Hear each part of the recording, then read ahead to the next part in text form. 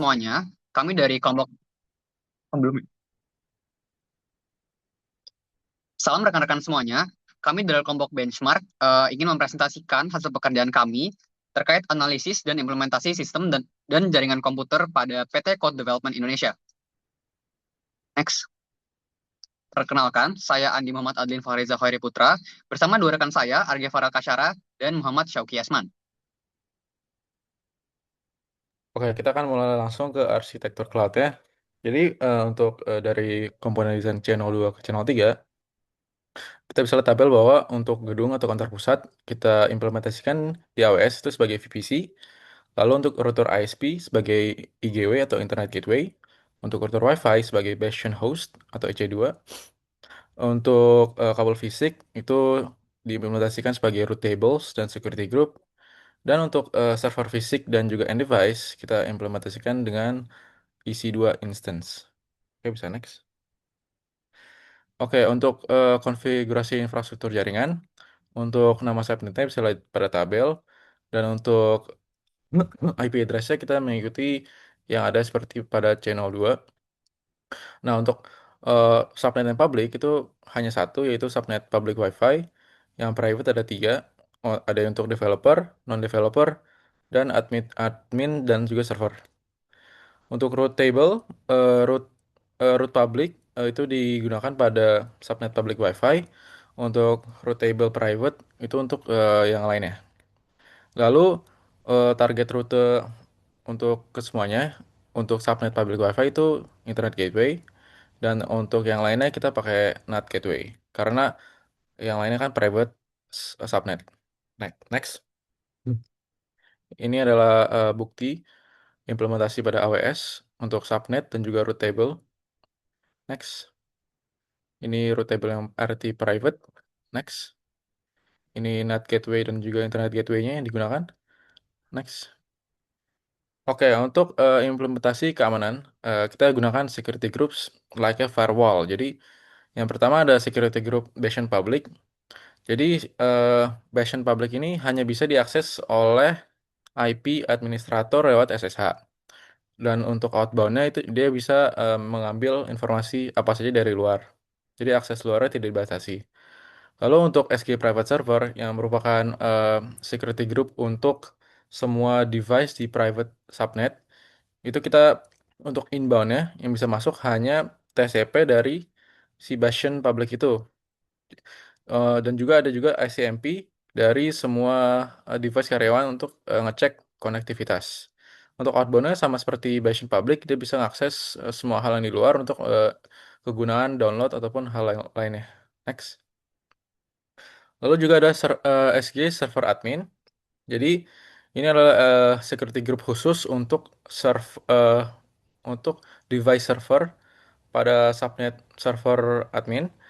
Jadi untuk inbound-nya sama seperti sebelumnya hanya bisa diakses oleh SG Bastion Public. Lalu ICMP juga sama, bisa semua device dalam jaringan. Nah, di sini yang beda adalah untuk TCP, lalu juga ada custom TCP untuk port 8069, 8080, dan 5432.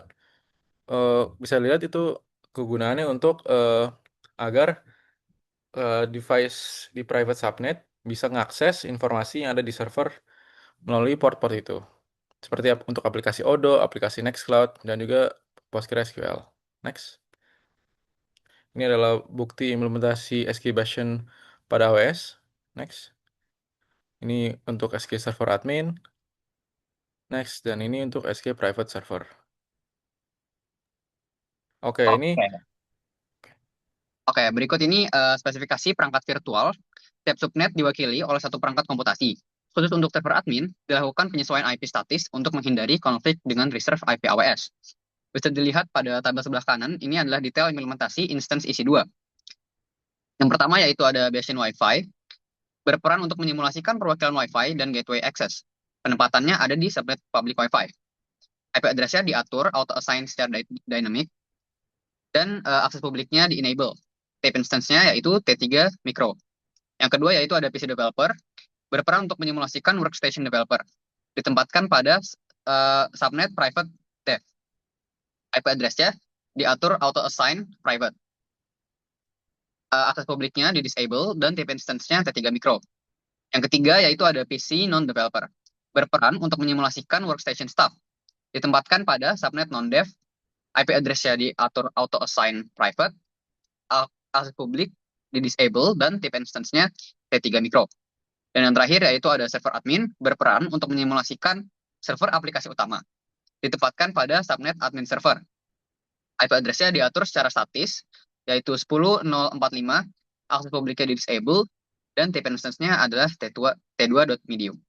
Next. Nah, berikut ini bukti instance-nya. Ada Bastion Wi-Fi, server admin, PC non-dev, dan PC developer, yang semuanya sudah running. Next. Nah, berikut ini adalah detail konfigurasi dari perangkat Bastion Wi-Fi. Boleh next. Berikut ini detail konfigurasi untuk PC developer. Boleh next. Yang ini untuk non-developer. Dan yang terakhir ini server admin.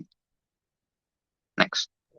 Nah, berikutnya ada implementasi teknologi yang kami implementasikan, yaitu ada Odoo dan juga Nextcloud. Odoo ini untuk manajemen internal perusahaan, sementara Nextcloud digunakan untuk manajemen dokumen dari perusahaan. Oke, konfigurasi Odoo dikonfigurasi menggunakan Docker, lebih tepatnya dikonfigurasi menggunakan Docker Compose, seperti di gambar ini. Kemudian ini merupakan tampilan Odoo yang sudah deploy, beberapa halamannya termasuk fitur-fiturnya seperti departemen, employees, dan reporting. Nah, kemudian Nextcloud juga sama diimplementasikan menggunakan Docker Compose. Dan berikut ini merupakan fitur-fiturnya seperti login, dashboard, file management, gallery, dan activity history. Nah, kemudian ini adalah simulasi mengakses Bastion host melalui internet, yaitu dengan device admin atau IP yang di whitelist. Kemudian ini simulasi untapped instance, di mana semua private subnet diakses menggunakan internet, yaitu hasilnya tidak bisa karena emang private ini ingin dilindungi dari akses dari luar internet. Kemudian ini merupakan simulasi jaringan internal ke jaringan internal lainnya, seperti dari Wi-Fi ke subnet lainnya, developer ke subnet lainnya, non-developer ke subnet lainnya, dan admin atau server ini ke subnet lainnya. Nah, kemudian ini juga uji simulasi koneksi ke Bastion host, di mana di sebelah kiri merupakan IP yang tidak di whitelist, dan sebelah kanan merupakan device admin atau IP yang termasuk ke whitelist yang diizinkan untuk mengakses secara remote dari internet luar. Nah, kemudian ini merupakan simulasi pengaksesan web server dari device-device yang ada di private subnet ke server internal dari perusahaan. Oke, kemudian ini ada simulasi subnet internal untuk mengakses internet keluar. Jadi setiap subnet tidak diperbolehkan untuk mengakses seluruh koneksi ke luar sana, termasuk contoh kami yaitu google.com. Oke, berdasarkan simulasi uji konektivitas, kami melakukan beberapa analisis berdasarkan dimensi pengujian. Yang pertama yaitu uji konektivitas antar instance. Nextcloud yang diimplementasikan sebagai platform penyimpanan dan kolaborasi berkas internal dijalankan menggunakan Docker Compose dengan layanan utama MariaDB sebagai database dan aplikasi Nextcloud dalam kontainer yang terpisah. Akses ke sistem ini dibatasi hanya melalui jaringan lokal untuk menjamin keamanan data dan kontrol akses internal. Selain itu, volume digunakan untuk menyimpan data secara persisten, menjaga keadalan sistem meskipun terjadi pembaruan atau penghentian kontainer. Dimensi yang kedua, yaitu ada uji konektivitas dengan server. Akses ke layanan internal, yaitu Nextcloud dan Odoo, hanya berhasil dari perangkat yang berada dalam jaringan internal atau melalui Bastion host pada jalur yang diizinkan.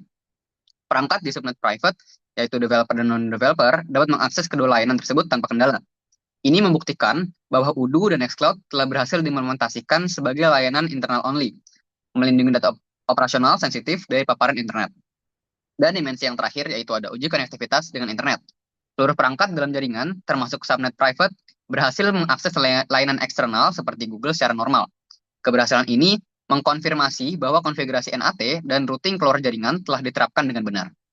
Akses internet yang konsisten ini memastikan operasional harian developer yang bergantung pada cloud resource dan repository eksternal tidak terhambat oleh arsitektur jaringan yang baru. Next. Oke, berdasarkan analisis tadi, kami merumuskan beberapa poin kesimpulan. Yang pertama yaitu tentang segmentasi dan konektivitas jaringan. VLSM berhasil membagi jaringan menjadi beberapa subnet, Wi-Fi, developer, non-developer, administrasi, dan server. Uji konektivitas antar subnet juga berjalan dengan baik melalui routing layer 3. Dan masalah flat network berhasil diatasi. Poin yang kedua yaitu tentang redundancy dan reliability. OSPF mampu melakukan auto reroute saat link failure. Konvergensi cepat memastikan operasional tetap berjalan, yang menunjang business continuity. Dan poin yang terakhir yaitu ada keamanan dasar. NAT di router ISP menyembunyikan IP internal dan melindungi topologi jaringan. Di cloud, security groups membatasi akses hanya melalui Bastion host. Aplikasi internal, Udo dan Nextcloud hanya dapat diakses dari jaringan internal. Untuk kedepannya, kami juga merumuskan beberapa saran berikut. Yang pertama tentang implementasi quality of service. Prioritas traffic penting untuk stabilitas performa. Mengatasi fluktuasi bandwidth yang mengaruhi produktivitas developer. Poin yang kedua, yaitu VPN corporate grade untuk akses aman. Perlu VPN yang mendukung lebih dari 200 koneksi simultan. Mendukung kerja hybrid dan ekspansi internasional dengan koneksi yang terinskripsi. Saran yang ketiga, yaitu terkait network access control, autentikasi, dan otorisasi endpoint sebelum masuk jaringan. Mengurangi risiko dari arsitektur jaringan sebelumnya yang masih flat. Dan saran yang terakhir, yaitu tentang arsitektur jaringan untuk skalabilitas AI. Perlu perencanaan jaringan untuk cluster AI on-premise. Mendukung throughput 10-40 GB per second, latensi rendah, dan isolasi keamanan yang kuat. Next. Oke, sekian paparan dari kelompok kami tentang analisis dan implementasi sistem jaringan pada PT Code Development Indonesia. Terima kasih atas atensi dan waktunya. Kami pamit undur diri. Terima kasih.